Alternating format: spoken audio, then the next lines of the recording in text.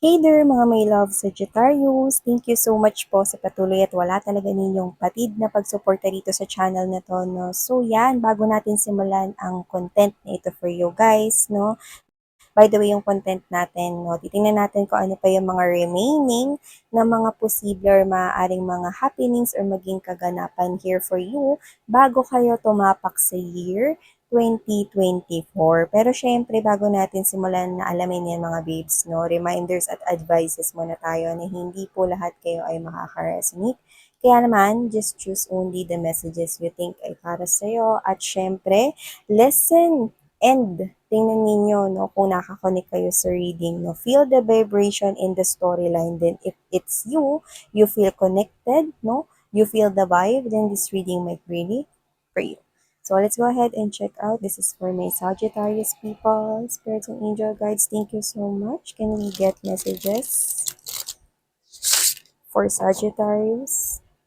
What else the Sagittarius needs to know bago mag-end ang year 2023? Ano po yung mga possible na mga remaining events or happenings, mga kaganapan for Sagittarius that they may want to look forward here. Forget this one. You have here the Judgment. Whoa. Looks like something here is coming back, but for others, it's a big decision. Let's go ahead and check out more. Pero nakuha ko rito ng someone here is magkakaroon rito ng re-entrance. Magre-re-enter sa buhay mo. So, may kailangan siya sa'yo rito. Maaaring mag-apologize siya sa'yo, no, at mag-public apology. Actually, for others of you, if this is someone here who hurt you in the past, if this is someone here who betrayed you, Sagittarius, kung ano mang nagawa niyo sa inyo, nasaktan niya kayo, I'm getting that this person here will not just apologize to you, but also apologize to other people around you. Maaring pamilya mo, hingi rin siyang tawad. Maaring mga kaibigan or mga taong malapit sa'yo na nasaktan din niya noon, no? Kasi kung sino man ito na energy na ito, I think this person here wants to re-enter, could be ex for others of you. Gusto niyang itama ito ngayon, no? Parang gusto niya simulan yung 2024 na ayusin yung buhay niya. Yan. Pero syempre, nasa inyo pa rin yan. It's up to you, no? Kung patatawarin siya at makikinig kayo. Yung iba, I'm picking up na ang gagawin niya rito, no, is mag-a-apologize siya sa'yo sa social media. Kahit na naka-block pa siya or hindi siya naka-block rito, mag-a-apologize siya sa social media. Yung iba doesn't have to be na sa social media lang, no? Pwede kasing lumapit ito sa inyo. Like, okay, like, there's a high chance na puntahan niya kayo. Yan, no? Public apology, itong nakikita ko. But you're not dealing here with someone na ano ha, na celebrity, hindi ganun. Pero nakikita ko na parang marami siyang hihingan rito ng tawad, no? Na I do feel like mga naging nadamay or naapektuhan, no, nung nasaktan ka niya. But if this is something here na may kinalaman naman sa malaking desisyon, pwede rin naman na ikaw yun, no, maaaring magdedesisyon ka, no, dito sa sitwasyon na to, kung patatawarin mo ba siya, no, para makamove forward siya sa buhay niya, no, or hindi mo siya kakausapin, yun ang alamin natin.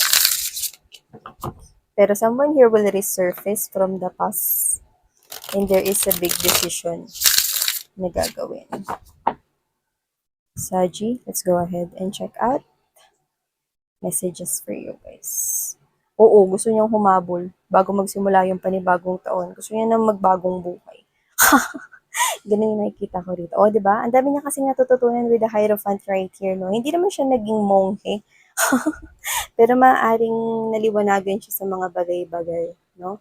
So, maaaring itong tao na to doesn't have, actually, hindi ko siya nakukuhang madasalin, eh. Okay? Pero with the Hierophant energy, I do feel like na may mga pagbabago with the Roman numeral 5 dito sa kanya. Kasi sabi ko nga sa inyo, gusto niyang magbago. Yung buhay niya rito, yung nakikita ko rito. Gusto niya magbago rito, no, yung takbo ng kanyang life, no. Alam niya na siya yung gagawa nun.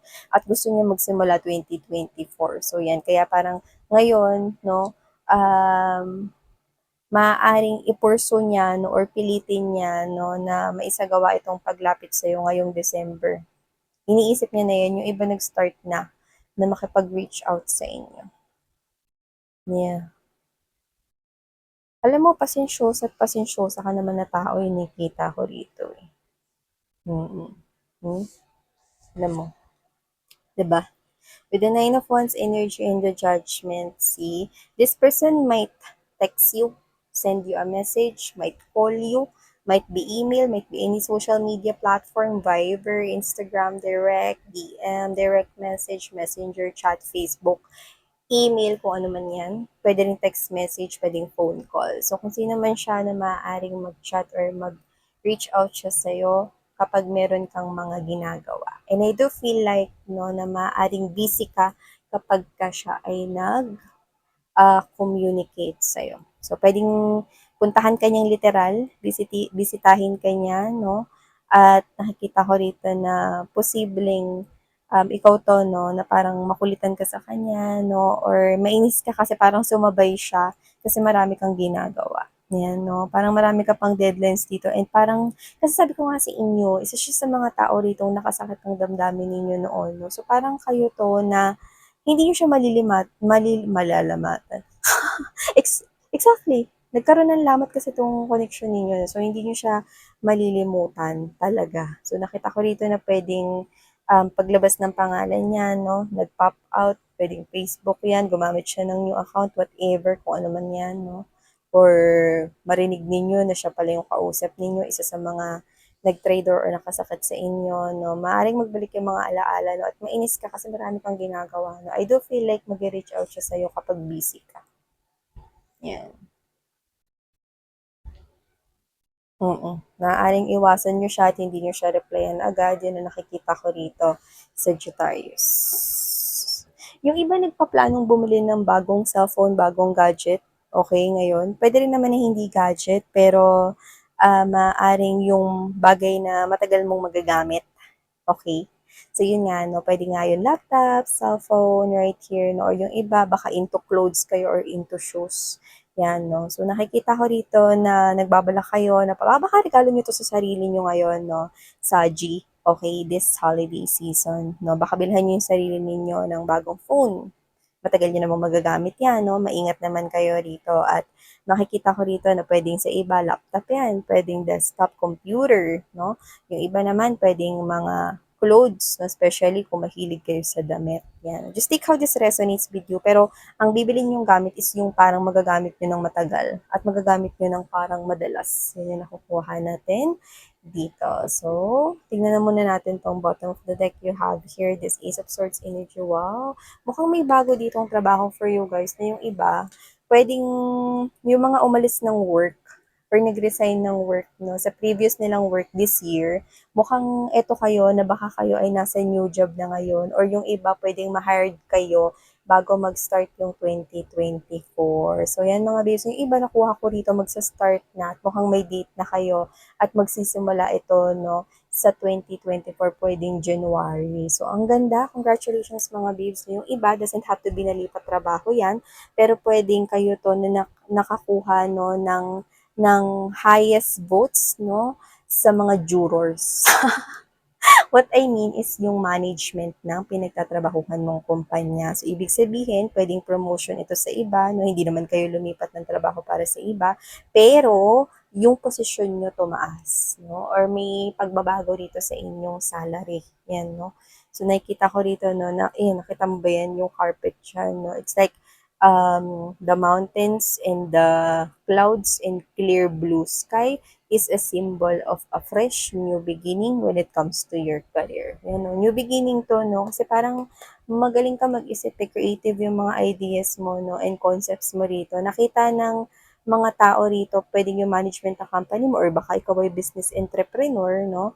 Doesn't have to be. Pero kasi iba kapag pagdating sa mga parang mga paandar mo, mga pakulugan yan, no? Iba yung takbo ng isip mo, like really creative, no? And with the King of Cups energy, I'm seeing, no, na maaaring iba sa inyo kung hindi kayo naghahanap ng love, especially kung hindi kayo naghahanap ng love, no, mukhang dyan yun na mahahanap, no, yung tao rito na magiging emotionally available sa inyo. Isa siya sa magiging options ninyo when it comes to love. Yung iba naman, no, pwede nagsisimula na kayo mag-usap ng tao na yan rito.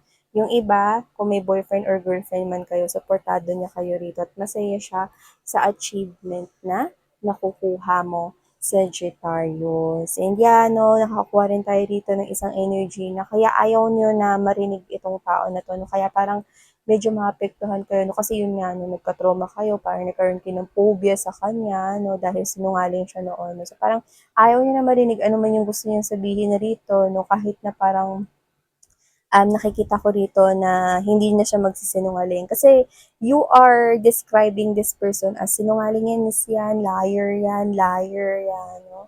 So, nakita ko yun dito, no? Parang ayaw mo na paniwalaan lahat ng sasabihin niya. But with this reading, kung ano man yung sasabihin niya, actually gusto niya magbagong buhay. Hindi naman niya hinihingi, kung ex mo to, hindi naman niya hinihingi na magkabalikan kayo.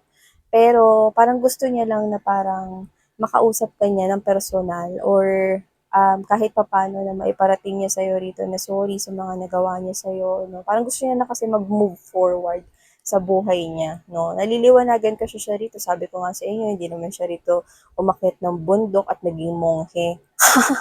Pero with this Hierophant right here, no, mukhang itong tao na to, no, ay talagang kahit matigas ang ulo niya, hindi siya pinabayaan ng mga angels and spirit guides niya, no, kaya natauhan siya rito. Nagising siya sa katotohanan, no. Actually, hindi ko nga siya nakikitang madasalin, eh. Pero kung sino man siya, nung nakita ko rito na talagang willing talaga siya magbagong buhay. Yan. Sino man yan.